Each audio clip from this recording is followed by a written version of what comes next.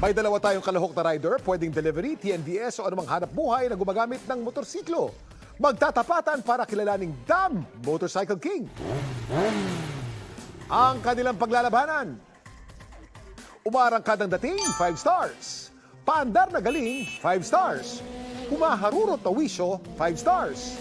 Ang may pinakamaraming stars na makukuha ang tatanghaling Dam Motorcycle King of the Day. At mag-uwi ng 5,000 pesos at mag-a-advance sa semifinals. May consolation prize namang 3,000 pesos ang sesemplang sa ating racetrack. Ito na ang mga sasabak sa Ride to Fame ngayong araw.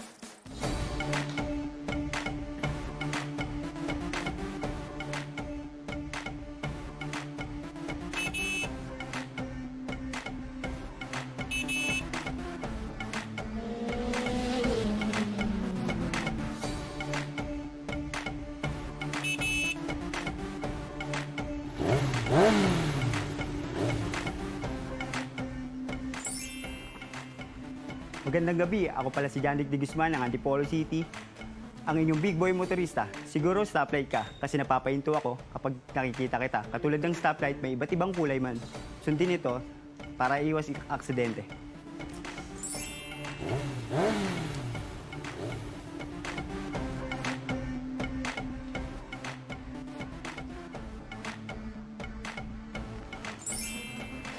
Hi! Magandang gabi po sa inyong lahat at sa ating mga hurado.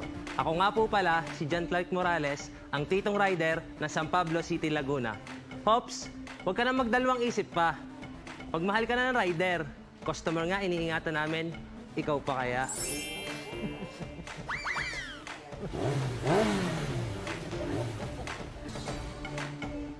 Ilang stars kaya makukuha ng ating mga rider ngayong gabi? Para tulungan tayong pumili ng Dam Motorcycle King of the Day, ito po ang ating mga judge. Kung usapang dating at talento, hindi pa huhuli ang ating guest judge. Let's welcome model at kapuso artist, Luke Conde. Kaway-kaway, Luke. Oh. At ang makakasama niya bilang judge ang ating resident beauty queen na si Patricia. May muscle, oh. Maganda ka today, Patricia. Thank you. Nahulog tuloy. At ito naman po ang reyna ng dapat alam mo, the beautiful, the young, Susan. Oh. Taray, pag ganyan ang look, Fierce. nakakatakot. Rar. Diretso na tayo sa pandar. Nagaling, Pat! Anong galawan dyan? Alright, Kuya Kim, eto lang ha. Kailangan nyo lang i-flex sa social media ang inyong talento at mag-upload kayo ng 1 minutong video na may caption na paandar, galing na dapat alam mo with #DamRideToFame. Siyempre, huwag kalimutan, itaga ating official Facebook at TikTok accounts. O siya, simulan na ang paandaran! Paanoorin natin tong video. Simulan natin sa number 1. Aba! Okay, hindi lang daw sa kanyang appeal mapapatingin. Pati na rin sa kanyang sexy dance moves at siguradong mapapasayaw rin. Pati ako napasayaw Sobrang swabe ng galawan nitong si John Rick. Okay, confidence at difficulty. Ito naman sa number 2. Panoorin natin to. Aba, hindi nagpatalo Yan ang baon ni Rider John Clark at palaban ng choreography. Hataw kung hataw ang kanyang pagsasayaw. Tingnan niyo naman. Mamaya, malalaman natin kung ilang stars ang makukuha nila. Kuya Kim! Maraming salamat, beautiful Pat. Ngayon naman, mas kilalanin natin ang ating mga riders sa kanilang humaharurot na wisyo. Unahin natin si John Wick. Etong tanong ko sa iyo, John Wick. Naisakay mo ang ex-girlfriend mo at pupunta raw siya sa kanyang kadate. Nung bababa na siya, sinabi niyang naiwan daw niya ang kanyang wallet at hindi kanya mababayaran. Ano ang gagawin mo? Para sa akin po, ang gagawin ko po kapag nasakay ko yung ex ko at naiwan niya yung wallet na hindi niya ako mababayaran. Total may pinagsamahan naman po kami. So, ibibigay ko na lang po ng free sa kanya yun. Bilang naging kapartner ko din po siya nung una. Yan. Tama naman, gentleman. At kausapin naman natin ang rider number 2 na si John Clark. John Clark, ito ang tanong ko sa iyo. May nagpa-deliver sa iyo ng fried chicken, thigh part, no? Pagdating mo sa tindahan, walang available na thigh part. Pagkahatid mo ng order na sa customer, ayaw niya itong tanggapin. Anong gagawin mo? Thank you po, Kuya Kim. Unang-una po, magpapasensya po agad ako doon sa customer. And sasabihin ko po na wala po pong nung gusto niyang part. At gagawin ko po lahat para po makonvince siya na mapapayag ko po siya doon sa part na kung ano lang po yung mai-deliver ko. Okay. Narinig na natin ang wisyo ng ating mga rider. Ilang stars kaya makukuha nila at sino ang tatanghaling The Motorcycle King of the Day? Malalaman natin yan maya-maya lang po. At eto, babalik na naman tayo. Eto na ulit ang Ride to Fame. Nabilang na natin ang mga stars na nakuha ng ating dalawang competing riders na sina John Rick at John Clark.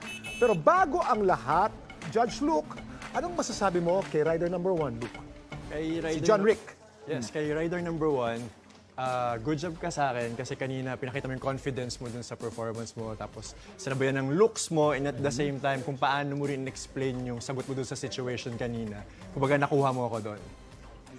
Luke, sa pagiging rider ba, disadvantage kapag good-looking ka? Kasi napapatingin sa iyo yung mga ibang motorista. Sa gwapo mong yan. Oh.